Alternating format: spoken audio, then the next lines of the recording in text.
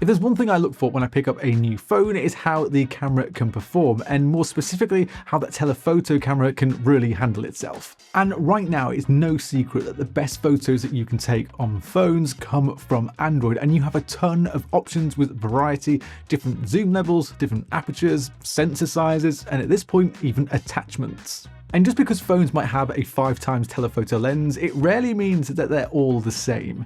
So I've grabbed a few of the best cameras that you can get in a phone and put it to the test, and just to show the differences sensor specs can actually make. I really wanted to put in my favourite phone of the year, the OPPO Find X8 Ultra, into the camera shootout, but sadly, because it doesn't have a global release, it misses out the chance to compete. So this is what I settled on using: the Xiaomi 15 Ultra, which has a load of megapixels to play with, the OPPO Find X8 Pro, which has the longest optical zoom, and then the S25 Ultra and Pixel 9 Pro XL, which both kind of sit somewhere in between.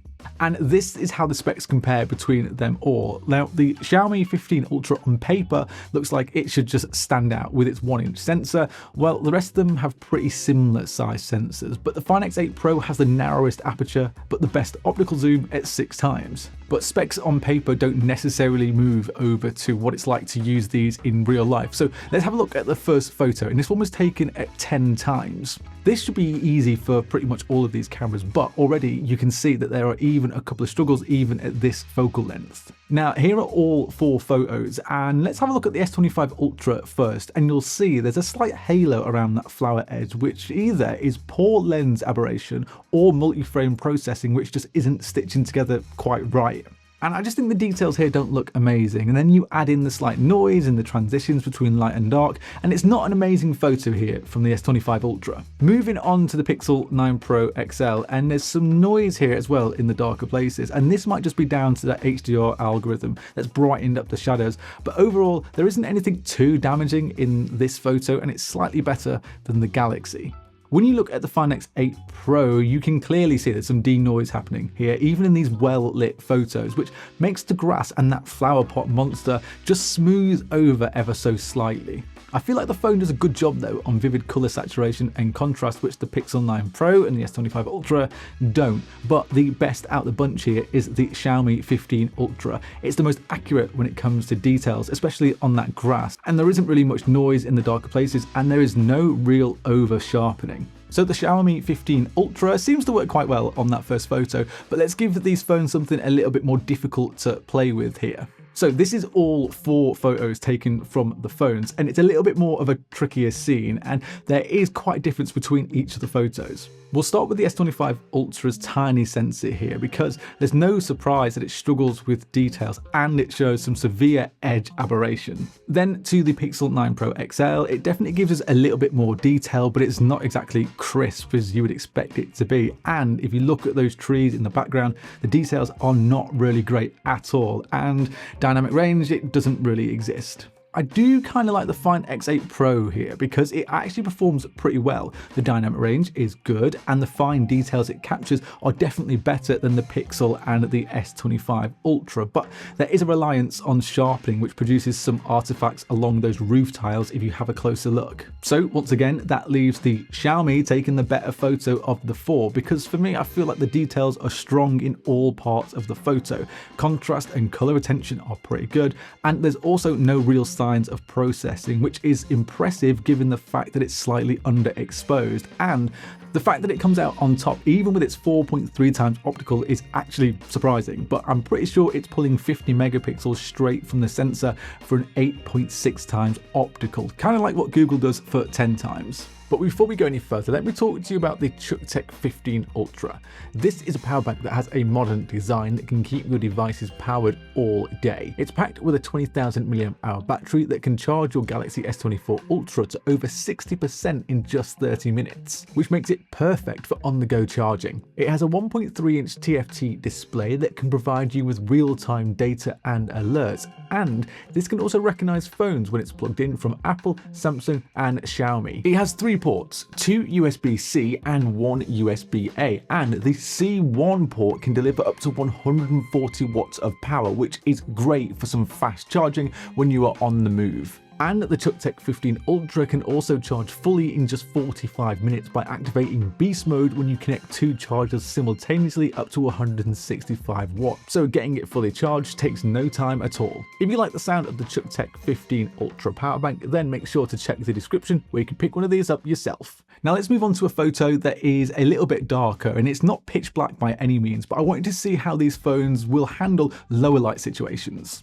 Now, none of these phones really handle this scene that well, and the Find X8 Pro's smaller aperture and sensor give us something that mostly relies on sharpening and multi-frame processing to try and give us something that's actually not that accurate in terms of colour, and the text in that smaller part of the image is pretty hard to read.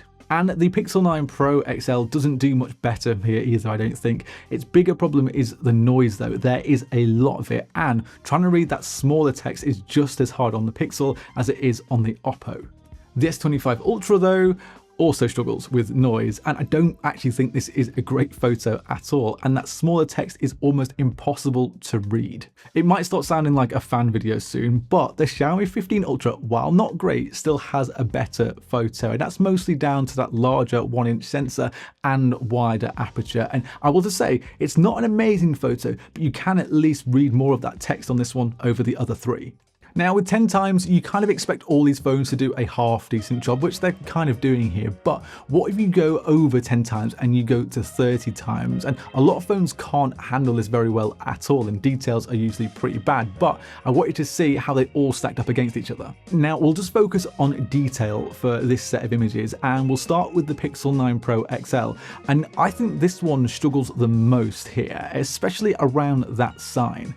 Now, while you can read the bigger text, the smaller text is just not readable, and the details honestly are just a little bit soft, making it not a great photo.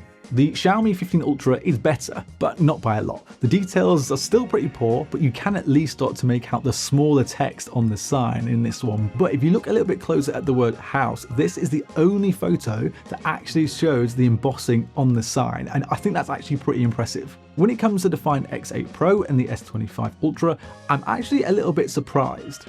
These are definitely the best at making that smaller text actually make sense so you can read it. The OPPO's sharpening works well because it captures the edges of the sign, and it does give that stone some extra refinement. And moving to the S25 Ultra, you can also read that smaller text on the sign, but the photo is very soft on details, but I do like that it handles that text well. If you just look at the black on the gate, this one is far too bright, and the white of the sign is slightly clipped, but that just shows that limited dynamic range on the zoom camera. But to really push the cameras, we did that 30 times zoom on the church that I showed you earlier, and the S25 Ultra and the Pixel 9 Pro XL don't really handle this very well at all. Now both of these perform almost equally as bad, and both these phones struggle with something similar, and it's the fact that they're both pretty soft compared to the Xiaomi and the OPPO, and there really isn't any detail in these photos at all. The S25 Ultra lacks any edge sharpness at all, which makes it just slightly worse than the Pixel, but it's actually really hard to tell these photos apart, and I'd only just say that the Pixel has a better photo here, but they both look pretty terrible.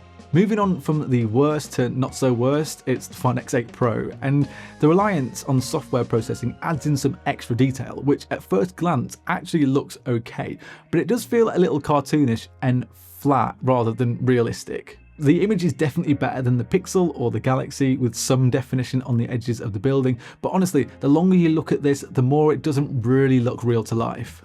Which then leaves the Xiaomi 15 Ultra as the better looking photo. For me, I think this one just looks a little bit more natural. It has some solid colours, not too much distortion, and the sharpening and denoise are actually pretty minimal. Don't get me wrong, the 15 Ultra isn't flawless at all, and there's definitely some multi-frame processing going on, but out of the four phones, this does give you a little bit more of a real-to-life image, which is actually usable. When you look at photos, I think most of them are subjective as to how you see them, but when you have a look at things from the S25 Ultra, the Pixel 9 Pro XL, the Xiaomi 15 Ultra, and the OPPO Find X8 Pro, I feel like there is only one winner here. If I'm going off these photos, which I suppose I need to, picking the worst is a bit of a coin's toss on the Pixel and the S25 Ultra. There is some pretty noticeable fringing and aberration on the Samsung, but the Pixel does perform pretty badly in low light. Sadly though, for the S25 Ultra, out of the four phones here, I feel like this probably does come in last place, and that's mostly down to the lack of details at 10 times. The Find X8 Pro definitely does better than I thought it would, especially in good lighting conditions. Even on paper with an inferior aperture, it still seems to outperform the Pixel and the S25 Ultra. Judging the phones though, just off these photos, for me, the Xiaomi 15 Ultra, it comes out on top. Now, it definitely didn't hands down win every single shot, but it just gave a little bit more consistency in the results, especially in bright and dim lighting, and it captures good detail, even at extreme ranges, which is even more impressive when you look at those 30x images taken from its 4.3x lens. Let me know if you agree with me in the comments though, because I'm curious, because photos are subjective, but I do think that the Xiaomi 15 Ultra, especially in this test, definitely stands out. Now, before you head off, why not subscribe to the Android Authority channel? And if you do that, then I'll see you in the next video.